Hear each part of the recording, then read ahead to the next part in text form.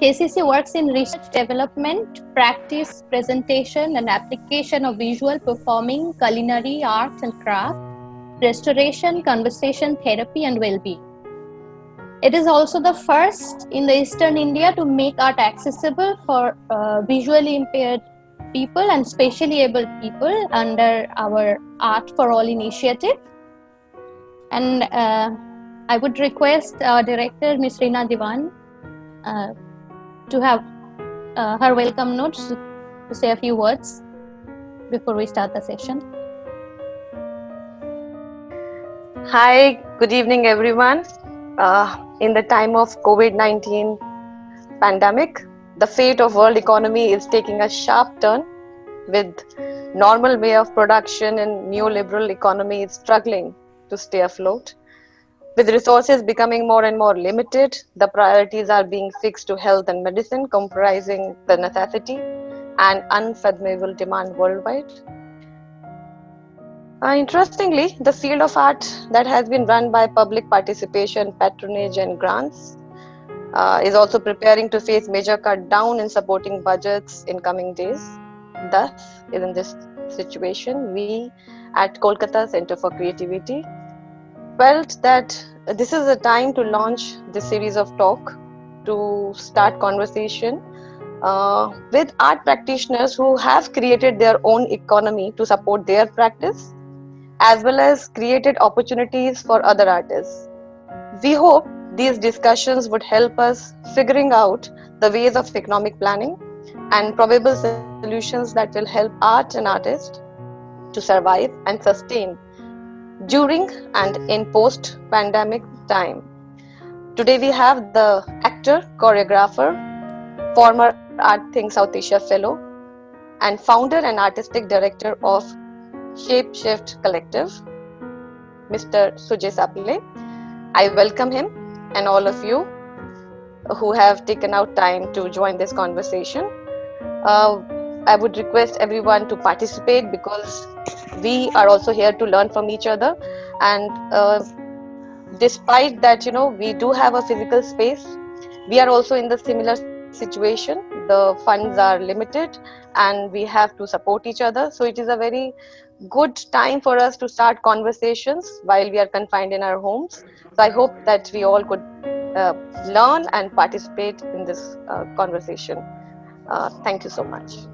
Over to you, Titas. Thank you, ma'am. So we all know we have Sujay today. It's very humbling for me to actually introduce Sujay in a formal manner. He has been my friend, my director, my colleague, and he's also the artistic director and the founder of Shapeshift, which is an experimental performance company based in India. You already know that he was the Art Think South Asia Fellow for 2015 and 16, and he choreographed and directed 10 original works, which has performed in various festivals and vital venues across India and received really great reviews. It was my great opportunity to be part of one and watch many. And Sujay has been working as a designer, performer, choreographer and workshop conductor for over 17 years, and over 50 performance projects he took part in.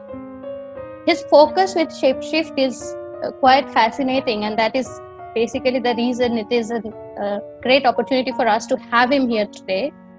That Shapeshift has been a space to galvanize within the existing cultural bouquet a vibrant supportive space for movement work and experimental performances, fields which are relatively young and struggling in India.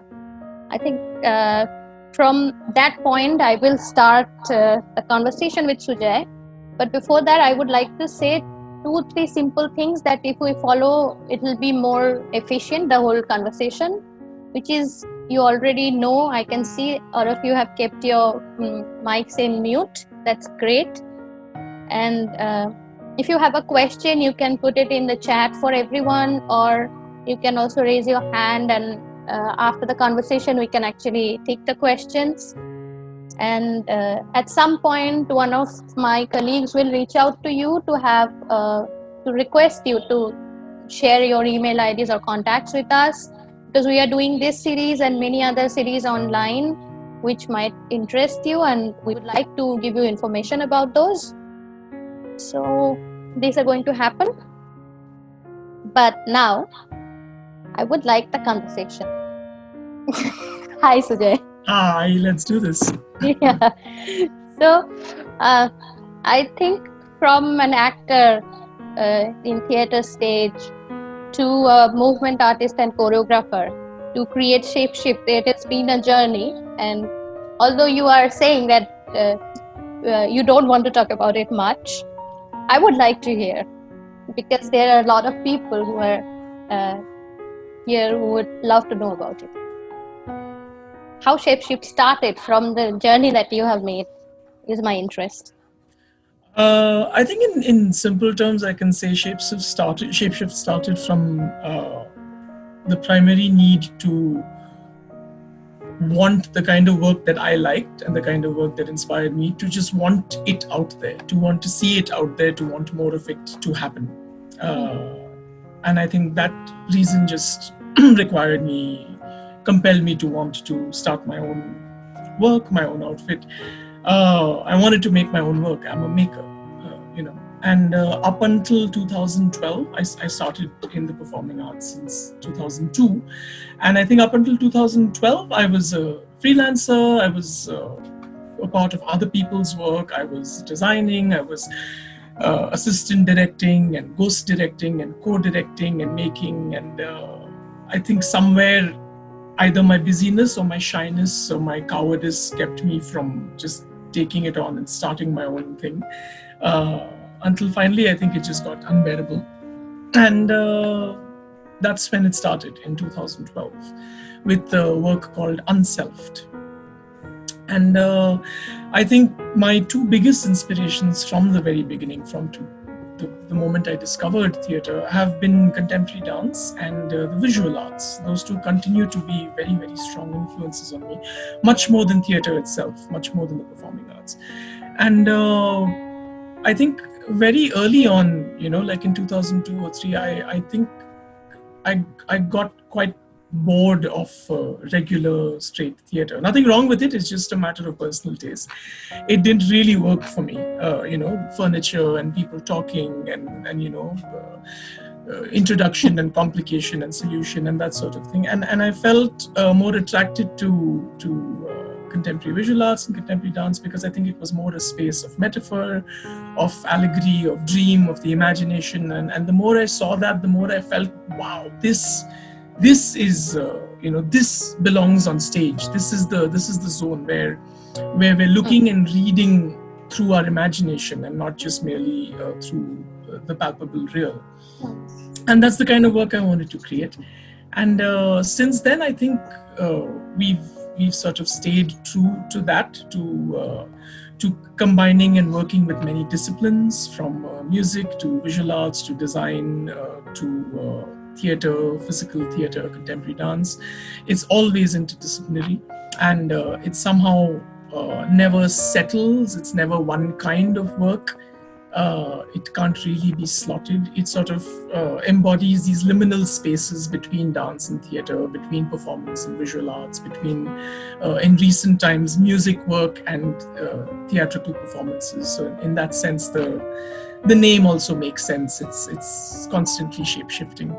And it's as difficult as it sometimes becomes to apply to festivals and things like that, I also enjoy this identity of being in these in-between spaces and the work not really being easily classified, but just being performance work. Make of it what you want.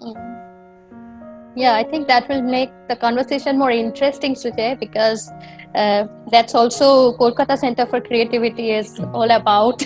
And I think this is going to be a very interesting conversation that we're going to have. But my question is, still your company is registered into private proprietorship, and it's quite interesting because it's not a non-profit organization per se, and you are venturing into a field which is not necessarily very welcomed, and which is going to make surely a profit or a success the moment you are out there. So there is a huge journey, yet you chose what you chose. So why do you think that choice has been made? To choose to continue in the theater, that is just the proprietorship, the style of company that you have chosen, rather. Okay, that I think it was a learning that came because when I was going about starting, and again back in 2012, and okay, how do I go about it? I think everyone around me and a lot of people, I also sort of grew up and was mentored by the company theatre, and Atul Kumar is my theatre daddy, and I worked and continue to sort of collaborate with the company theatre. It's home, and they're a very established company, and like many others of that generation, most of these are either public charitable trusts or registered as not-for-profit organizations. And there were reasons why that happened. There were reasons why they functioned like that, or why they grew to function like that.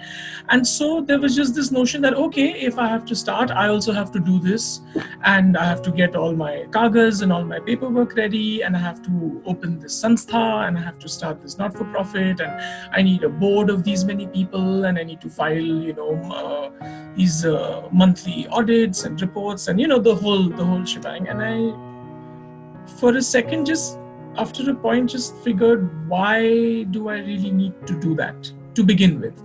What is really in it? At that moment, my intention was to make work. I wanted to make work. I wanted to perform it in public venues. I wanted to charge tickets, as simple as that. And I wanted to have a public identity,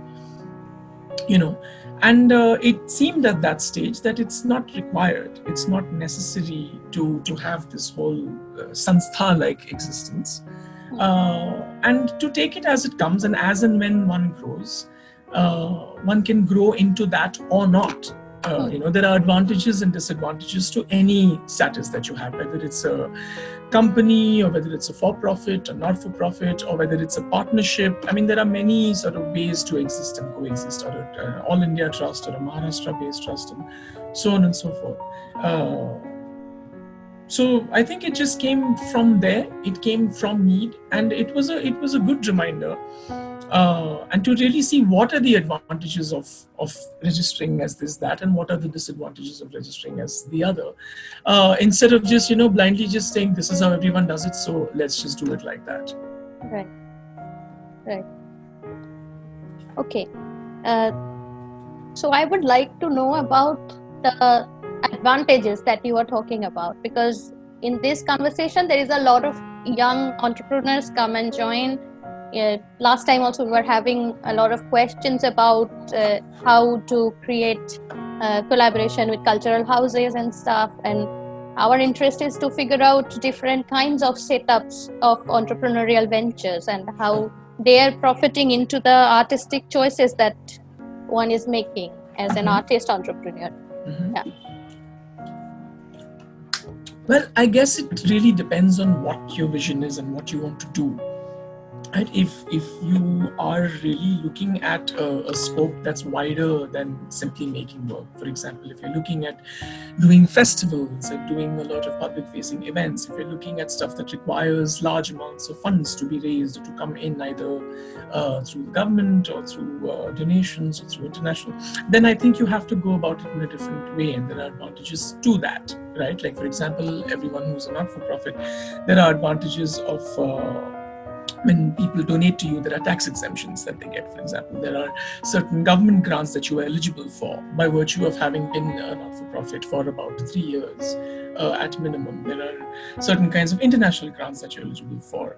So there are advantages of that. And I think if you are not looking at, to begin with, starting with that kind of scale, then I mean, it can also be avoided, because the disadvantages of that is also a lot of paperwork, a lot of bureaucracy, setting it up, legalities. There's also, accounting, board of trustees. There's formalities that you have to go through and that you have to keep up and keep at it. And I spoke to a lot of people when I was starting, and I spoke to people who have, had this sort of situation for, let's say, 5, 6, 7, 10, 20 years, and who've been sort of doing it. And a lot of them also told me, "Kyun karna hai tekoi?" why are you doing it? Because it's a lot of rigmarole. Just be free. Jab zarurat pade, then do it. So there is a sort of a freedom from all of that, which is a genuine advantage in many ways. I think as long as you're paying your taxes and your paperwork is clean and your accounts are clean and they come in, it works. So Shapeshift has a financial entity. It's a bank account, and all transactions, incoming or outgoing, happen through that. I have nothing to do with it. I keep it very, very separate from my own personal economic world as a freelancer. And that's sort of been helpful, I think. One, financially also, because it just that kind of upkeep requires a certain doing, and also just in terms of time consumption, energy consumption, and all of those things, it has helped. And having said that, again, as and when there is a desire or a need to grow bigger than that, and to do stuff which requires that, one can always go about it then. But so far it hasn't been felt, because my primary focus really is the making and the creation and the showcasing of work. Okay, so the way you are running this whole setup of Shapeshift is then primarily through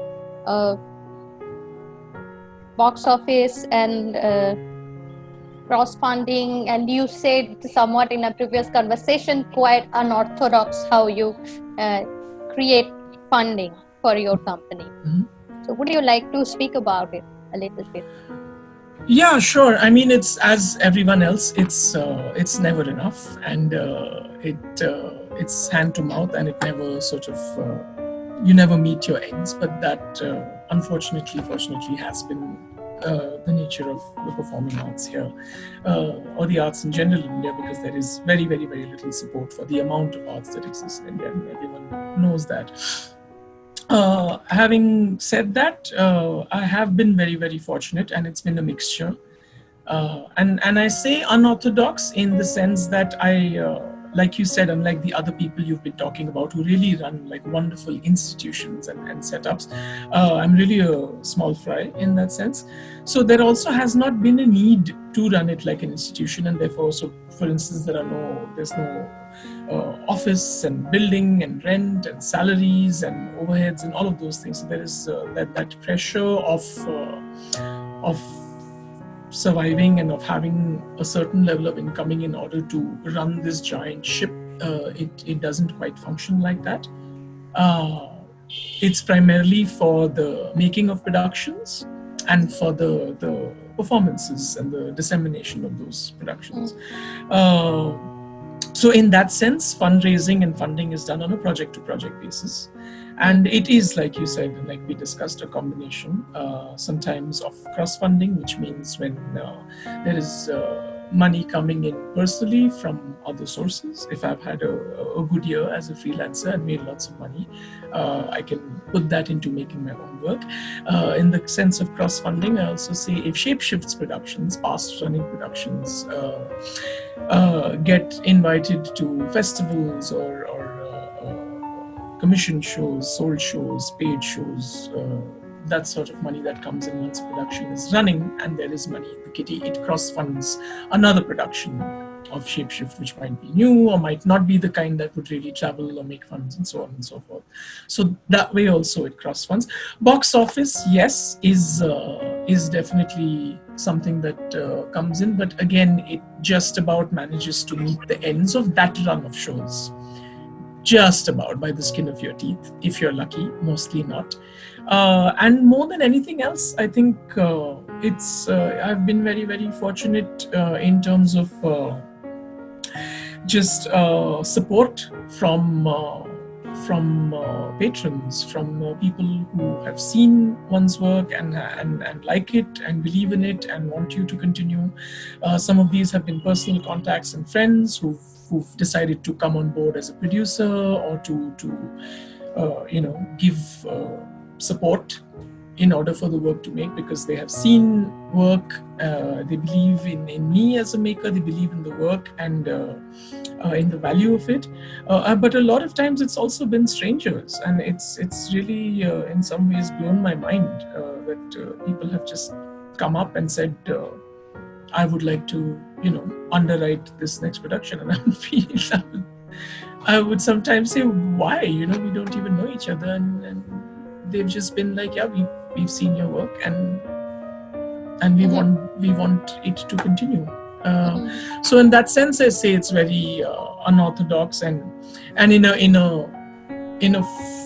through a formal lens, one would even call it quite amateurish in that sense, community based in that sense. But and I recognize that, but at the same time, I also recognize that sort of existence as something that's also important to coexist along with sort of buying into a whole capitalist system of also existing and I don't say that as a bad thing, but just simply sort of plugging into that financial cycle in which the arts economy works. And it's a cycle that's good, bad, ugly, like all other cycles.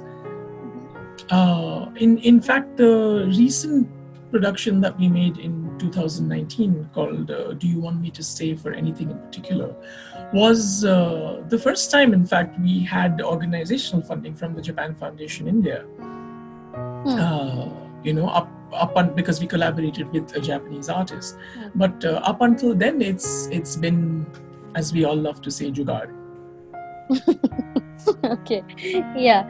So that actually intrigues me to ask many questions. I want to ask about the team that you build in, because the format that we see your company runs in also quite flexible. I want to know about how you manage the box office and what are the needs basic needs that a box office needs to be able to make little bit of profit, that you were saying, that to sail through the whole process and the project. And I also want to know about the role of production management in this whole thing, and what is the balance of production management and box office that you see. But there are too many questions, so which one do you want to take first? I mean, the box office question is fairly simple. It's like what everybody else does. It's publicity and marketing. I mean, there's no mystery there. It's a huge chunk of work, and it's something that we often don't pay enough attention to, I think, because especially if you are the maker yourself and you are also the producer and you are also the karta dharta and that sort, I think your focus, especially towards a few weeks before premiere, which is when your artistic work needs you the most, right, is also when your box office work needs you the most, and as one has learned, as one has sort of kept going about it from production, you learn and you know better and you're better prepared each time. But having said that, a lot of times I think when you're making work, everybody feels their work is fantastic, and everybody feels and we must feel that wow, we have worked so hard and we have created a thing of value, and therefore people ought to come and watch. But it doesn't work like that. Nobody comes. Nobody is interested, especially in experimental work of all things, and the world is not obliged to come and watch this wonderful thing that you feel you've created. You have to work at it tirelessly so. And each time it gets a little easier because with several years or with several productions and frequency, you build an audience. You build an audience that knows your work, that knows your identity, that seeks your work out and comes. but it needs to be built and it needs to be worked on all the time. So especially with the coming of social media, which is absolutely wonderful because it's free publicity. I mean, when we were doing stuff, we used to put up newspaper ads. We still do sometimes, but that used to be the big thing, and they're bloody expensive. But in recent times, a lot of people are also making do without that. But again, we just feel, we just announce this on Facebook and that's all. We can just sit back and watch people stroll in, but they don't. So I think box office is directly connected to audience building, and audience building is something that you have to do actively, and there are many ways to do it, and you need to really think of pools of audiences and how is it that you can engage with them, how is it that you can engage with the entire student world. How is it that you can get students? If your piece has you need to look at your angle and your hooks. If your piece has a visual arts element, how is it that you can connect with visual arts students, with design colleges, with design firms? How is it that you can build contacts there, get people interested and bring them in? Can you, and what is it that you can give them in return? Can you go and offer workshops? Can you go and offer conversations? Can you go and build interest and get them to come? And we have really literally seen this happen. I do a lot of workshops and a lot of teaching work, and meeting new wonderful interesting minds, and you can actually see those people at your shows in the coming years because they're intrigued and they're curious to see what this sort of work could be. If you're working with musicians, how do you sort of get into those audience demographics? Performing arts schools, dance तुम्ही schools. कम्प्युटरवरती जा आणि Facebook मध्ये Okay, I would request everybody to keep their microphones in mute. Maybe, yeah. Sorry, Sujay, you were saying. No worries.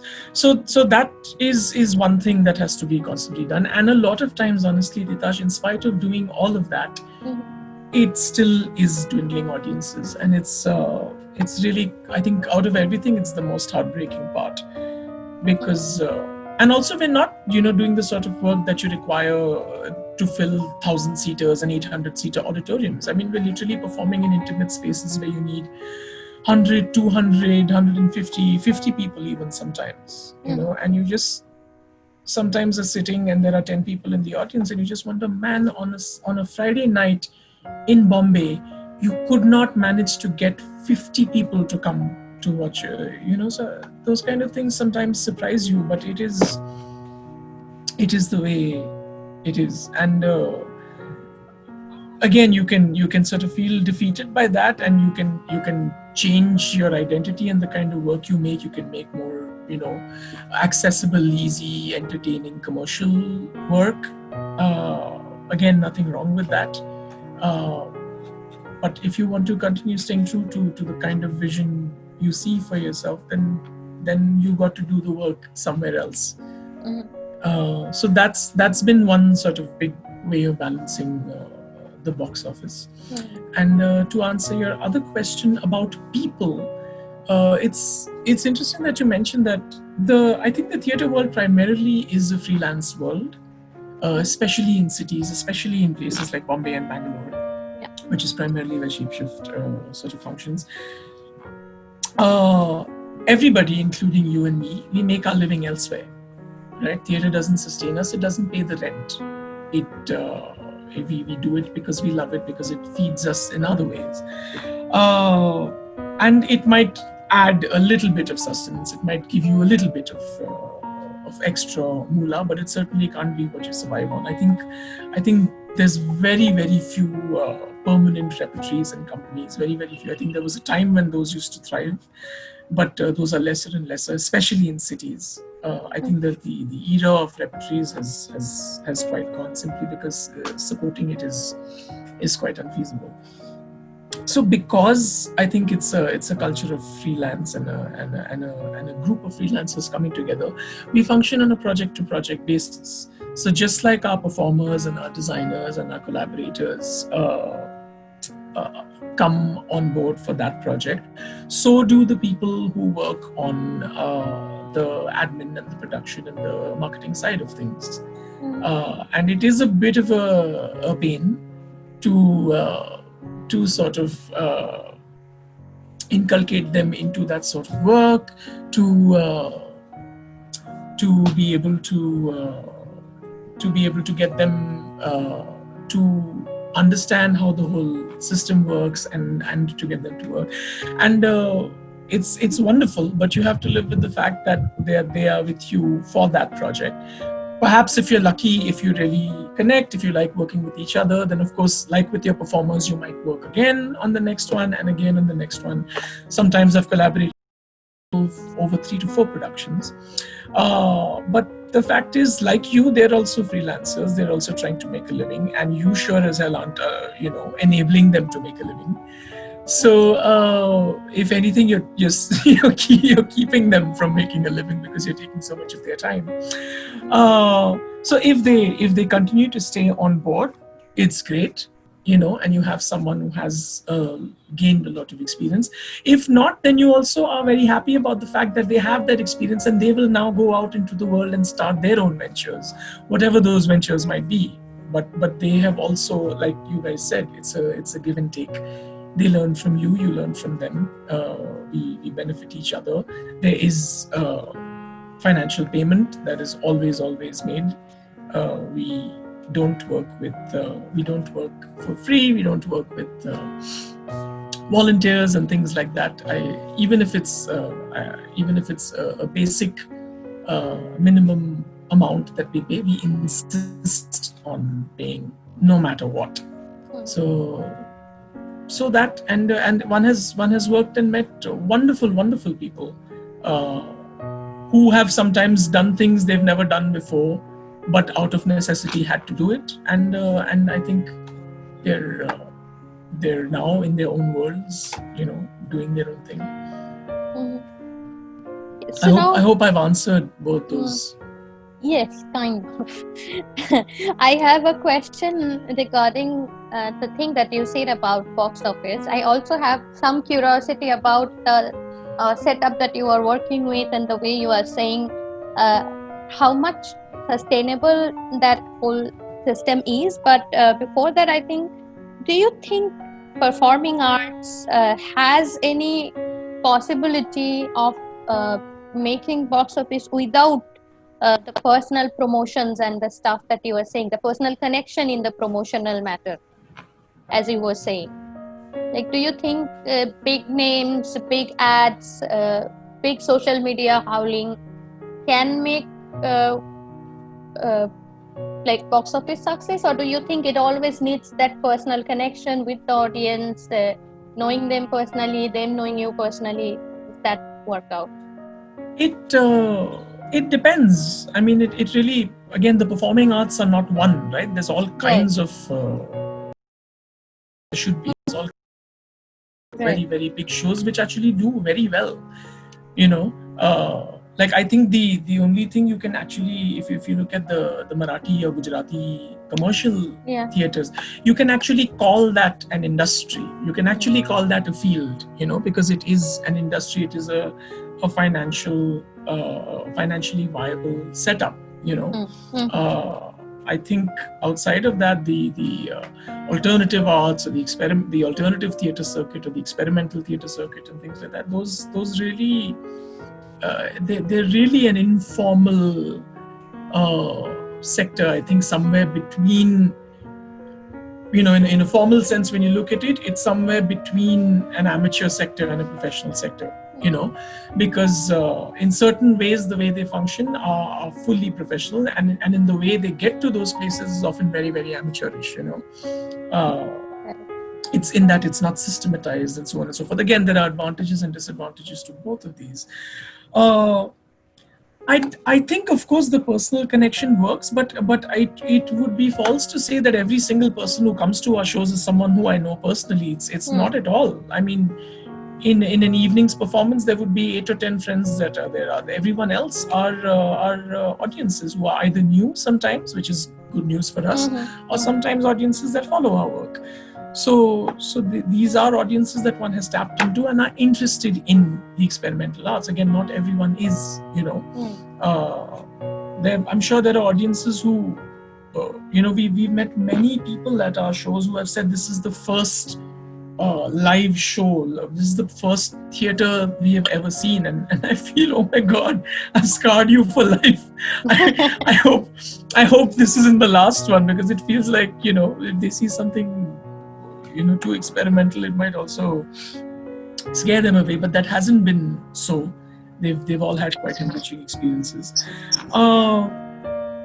In terms of, I don't know, with box office, it's not a versus. I just think the nature of how you, because what is publicity and marketing? It's letting people know, right? It's letting people know that this is happening. Just think of the things that you go for, including this conversation, right? Right. You have found a way to let people know that Kolkata Centre for Creativity is having this conversation. Come. Right? That's essentially what you want to do. And it depends on what your means are and what your scale is and what your target audience is. You will go about it in that way, So if you're doing stuff that is in 1,000-seater auditoriums and you have those kind of big producers or big names or big stars, the way you will go about it is different. You still have to go about it, Right.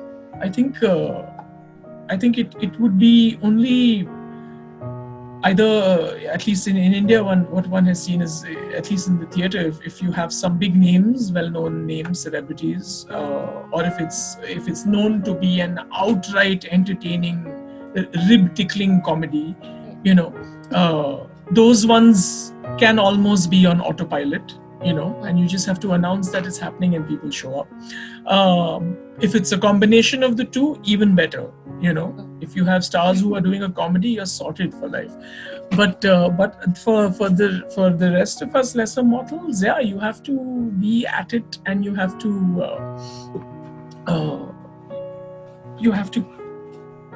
keep pushing.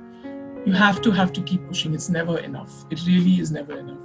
It's really been strange. The first time after 17 years of working, the first show which I would say has become a box office success for Shapeshift has been a show called Lullaby Stranger.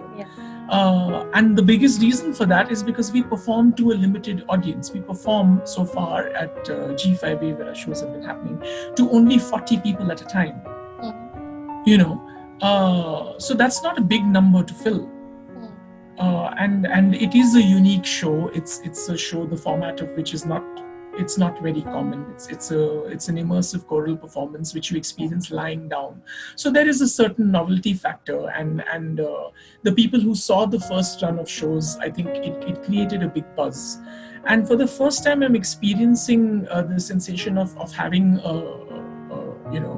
quote unquote hit on one's hand, where we literally just have to announce that this is happening, and if we're doing a run of 8-10 shows, they all get sold out within a week. It's a beautiful feeling, but to answer your question, it does not help box office at all. Right.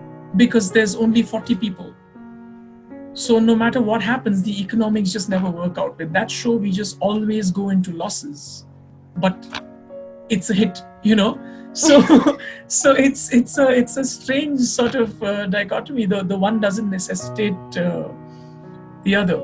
And at the same time, we've done other shows where even getting 40 people has been it's been a mountainous task, and you think it's not difficult at all, but 5 people, 10 people, 15 people show up, and you cannot ever underestimate.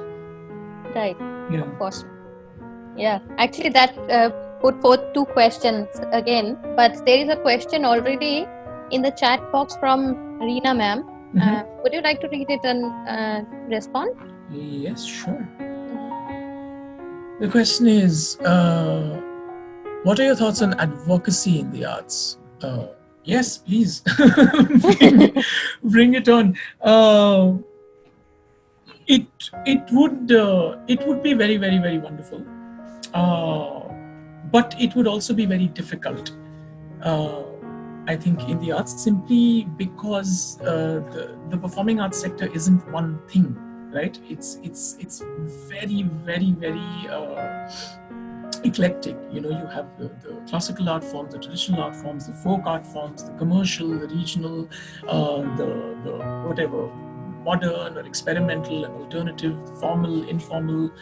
So I think if one is looking at advocacy and formal advocacy in that sense, or unionizing or legalizing certain things, then it might require a certain kind of homogenizing, which might not necessarily be possible.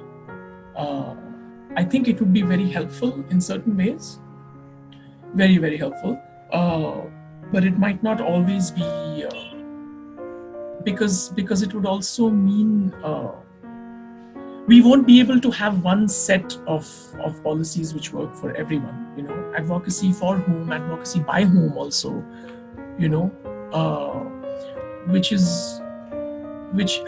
one of the sort of signs of that you can see is the way it currently functions. There is a certain amount of advocacy in the arts by the government, for example, from the Ministry of Culture and their many offshoot organizations, and it has always been there as a means to sort of protect and promote the arts. And you can also see how inadequate it is for just the sheer number of artists and art forms that there are, but you can also see its bent, and it is sort of pointed towards, I think, traditional art forms and regional art forms, classical art forms, folk art forms, a lot more. I think because that has, I think it has to do with the larger understanding of Indian arts as being, the traditional arts, and when you look at actually contemporary art practice in India, there's very, very few options and possibilities when you look at the government side of things, and when it comes to non-governmental funding or private funding, again, it's you cannot even count it on your fingertips. There's very little.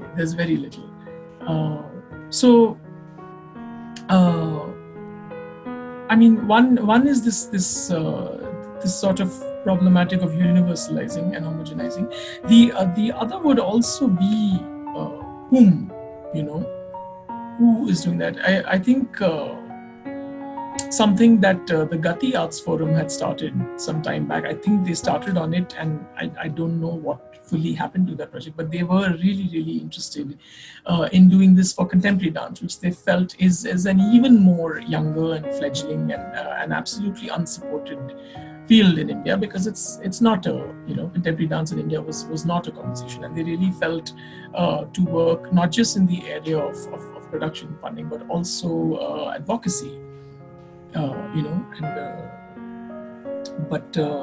and I think speaking to people from that organization would actually be a lot more helpful, and they'll have a lot more to say. But it would be a difficult task, and it would be a tireless, thankless task. So it would also, my biggest question would probably be on who is really doing that, because most people who start institutions and become entrepreneurs more or less manage to create a certain amount of sustainability and advocacy for their own organization. But to be able to do it, and to be able to do it for an entire ecosystem, and that being your job, that would be very difficult. It would be disappointing to think that work is also now come on the artist, it should be, I think, supported outside of that. But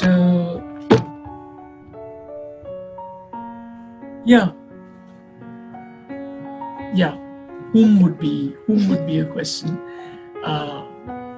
and how to go about it. But I think the need for it is definitely being felt, and you can certainly see it more than ever now in this time, when you have realized that this hand-to-mouth freelance existence is not sustainable. I mean, it never has been, but it particularly now is not sustainable, because because we're all living hand-to-mouth, and more than, I think, performers and makers, it's also what it has really brought brought to the fore is so many other people who work in the field, who you take for granted, who really truly are struggling a lot more. And I mean, if there's one thing that this whole lockdown and COVID has brought up is the disparity and the sort of class divide that exists with the privileged and the not. And you can see how the law also clearly treats them differently. I mean, so when we do get back, it's something that we will all really have to recalibrate and think of how is it that we work, who is it that we cater to, who benefits from it, who has the most to lose. It's really, really big, and most of the time we're just thinking of ourselves because it's such a survival economy. But a lot of times, from your technicians to your fabricators to your makers to your ushers to the people who handle all of those things that you just take so much for granted. What about, I'm so in that sense, like, if any kind of advocacy can create a framework of sustainability for the community, in that sense, yes, very much. Yeah, I feel it's a really, I mean, you just now hit the core of the whole conversation, where we're coming finally, about the current situation and the whole pool of people who work in different sectors of performing arts more than any other, I would say. Although there is also another industry going for visual arts or any other kind of arts, but I think in performing arts, because people come together and there are people to manage them, there are people to perform for them, and there are people to support that performance, there is a huge pool of people which has been shaken. And as per the conversation going, we can see that without patronage or a support or something that we are constantly coming back since last 3 conversations. So I think my question would be that now, in the current situation, with everything functioning in a very different way, and even if the lockdown is up, we are going to be in a very different world which we never faced before, and where rightfully the grants and the supports art has got from several agencies is not going to be there and going to be in somewhere else, in health, medicine and other sectors. How do you think this whole situation would turn up? How do you think that you will function with the closer collaborators of yours? Well, firstly, I mean, call me an optimist, but I don't think this is forever. This is not permanent. It is for some time. That time might get extended, like we are experiencing in this lockdown. Soon, I think lockdowns will get lifted. Hopefully, things will be better. And then there will be a period of time when things are not entirely normal, when the gathering of people isn't fully normal. And I think eventually there will be a time when it is back to how it used to be. So I as much as I sort of support all the shifts that have happened to the digital world, but I don't personally subscribe to this sort of very hyperbolic paranoia that this is how it's going to be now for the rest of time. It's not. I think it's a very, very difficult period that we need to tide over, and we need to find ways to tide over, which a lot of people are already finding. And of course, these ways won't be the same. I don't think they should even try to sort of resemble the real thing, so to speak. But we need to tide over this. Like I said, I am unfortunately don't run a very big institution. I don't have rents and salaries and all of those things. And a lot of other arts organizations that have those are really, really struggling. So there is that difficulty. But other than that, I feel, one, just laying low and taking this time maybe for other things. A lot of times we keep talking about being stuck in this constant sort of cycle of producing and wanting to really take time off, and we keep going for residencies to do that. But I feel maybe this time can be considered that. Of course, this is also a very privileged response to be able to say that, oh, I'm going to just take this time off. I can say that because I can in some ways maybe try to actually afford to take this time off. A lot of people genuinely can't, and we're all struggling in different ways financially, but I feel it can be a time when I think the producing of art is not the biggest and greatest thing right now. I'm certainly not feeling like that. I think we can be fine for some time if for 1 year no new production is made by any performance company. It's not the greatest loss on the world. There are bigger problems right now, which is not to say that our problems are not valid, but there are far bigger concerns right now, and that happens sometimes certain things take focus, and we need to respect that. And there will be a time when we will be able to come back to it, and we just have to find ways to survive economically and in terms of our mental and physical health. I think taking time to really reflect on your own practice, on your choices, on your politics, on what your work is about, what your vision is, what you want to do, what you would like to see in your work. I think really thinking about that, taking time to really think about one's practice, about one's form, about one's aesthetics, that I think this is a great time for that, for everyone, because a lot of times we aren't able to focus on that when we're doing and making. And the other thing that one can really take time to think about is the how, when we do get back to it. I mean, this has been a world event that nobody else has experienced, at least maybe not in our generation. So, and it has really shaken up and made us reconsider certain core values and core ways of existence. And I feel if we just forget that and get back to how it was, I think it would be a pity. I think if we really have introspected and have changed, then if we take this back to our practice when we get back to it, I think that would be a great thing. Really asking ourselves, how are we working? Are we working fairly? Are we working inclusively? Who is it that has access to our work? Who is it that our work speaks to? Who can speak back to our work? And again, not all of us are activists. Some of us, are cultural activists. Some of us work within the safety or the framework of the stage or the gallery, and we're not necessarily out on the streets.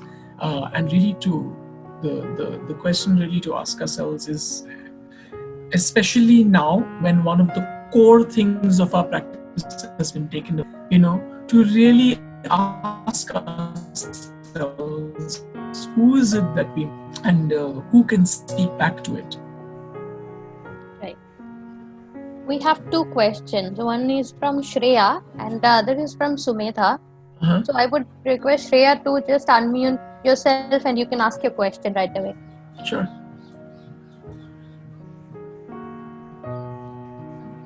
Hi, Sujay. Hi, Shreya. Thanks for How are joining you? in. I'm Thank good. you. Thank you for joining in. Yeah, so my question was regarding the digital marketing. Like, do you focus on that area? Have you put any thoughts to, using Instagram handle, for instance, and making your work reach out there to the larger audiences? So does that, interest you in some way?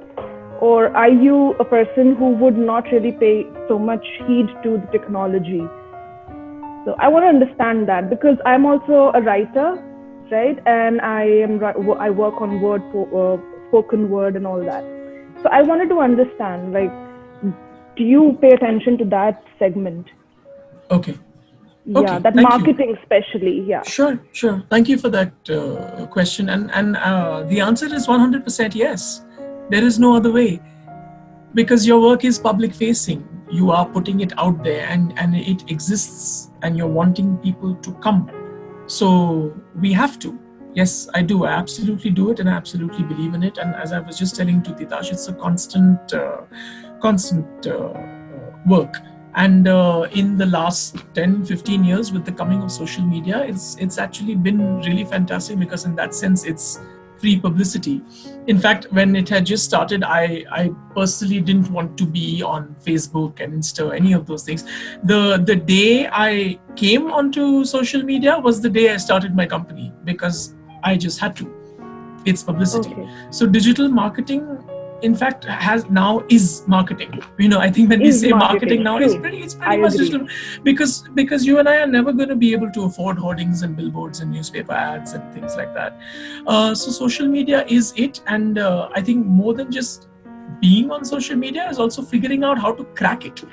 Yes. So does the consistency help? Does the consistently posting? So does it help? Like, for how long should you stay motivated? That okay, I'm no longer seeing the followers, or sometimes the followers plummet all of a sudden, and you don't know why, even though you're consistent with your posts. So, I mean, as you keep doing it, you figure some things. You're actually speaking to the wrong person, because as a person, personally, I don't put up a lot of personal stuff. I don't put up pictures of what I'm cooking and where I'm going on holiday. So I don't have it's about the work you do. Yes, so some snippets of your work. Yeah. Sure. So but the issue with doing that, as some of my friends pointed out, is that it doesn't always work. You can't disappear from social media, and then a week before you have a production that's going to come out, you can't suddenly just come out there and say, hey, this is happening, go. The trick, so to say, is to be present. It doesn't have to become addictive. It doesn't have to become all the time or obsessive. Some people genuinely like it. I'm not someone who's able to do it a lot. Some people are really good at it, and they really enjoy it. It's really fun for them, just like the lives of others and seeing stuff. I wouldn't say I boycott it completely. I wouldn't say I'm there all the time. I'm sort of moderate.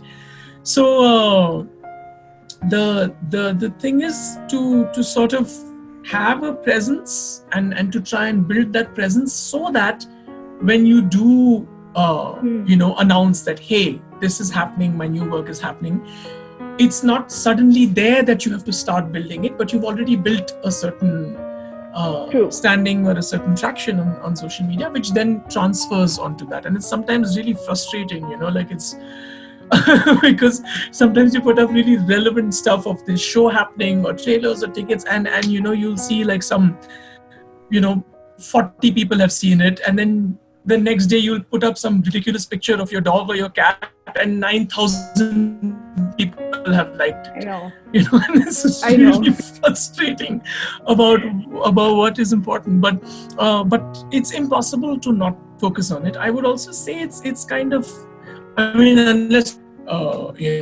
problems with social media or Facebook, or you consider it problematic, then that's fine, that's respectable. But otherwise, I would say it's kind of silly. It's silly to not pursue digital marketing, simply because, one, to an extent, to a large extent, and two, I think 90% of your audience, of your potential audience, is on it. Right? Yeah. And the fact is that if you are doing something, you want people to know. Right? You're not doing it. It's not a private event for your friends. It's not like a solitary thing. You want people to know. So if you want people to know, then you need to figure out avenues where people will get to know.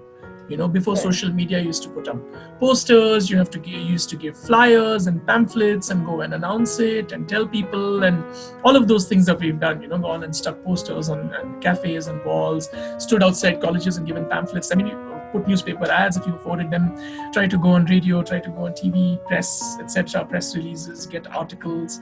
Those are things we've done, and those are things we continue to do. But here is this great pool of resources which is there for the taking. Yeah. And you Okay. need to do it. But I would really suggest that if you don't do anything at all and just suddenly 2 days before your event, if you announce it, I don't think it will help. It will help. True. It wouldn't. You need to constantly sort of do Yeah. a few interesting things, a few interesting engagements, and they can be consistent with the identity of your organization. You don't have to put up pictures of puppies or whatever it is. It can be consistent with what you're saying, whether it's the sharing of an interesting article, whether it's the putting up of a video, if it's something of the past work, etc., etc., and you slowly build, and to also connect with your audiences there. Like earlier, we used to have a book outside where people used to write their email addresses and all of that, and now I think people just, connect with you if they like your work. They just, you tell them, follow us on. Yeah. Could I have one more question, please? No, I'm really sorry, but we are All already. right, never mind. Thank you so much for this. No Thank problem. you, Shreya. Thank you for And asking the Sumedha question. had the last question, and I think we need to finish right now with this question. Her Sure. question was, she wanted to know a little bit about your process of writing proposals. So keep Okay. it really short and concise because we are already over time. Sure, I will. So, I don't know if Sumedha is around, but Sumedha, thank you for your question. The process as such, it's the biggest thing I would say is it depends on who you are writing to, right? It will depend on what the proposal is, whether it's for a project. I imagine it's for a project or for funding.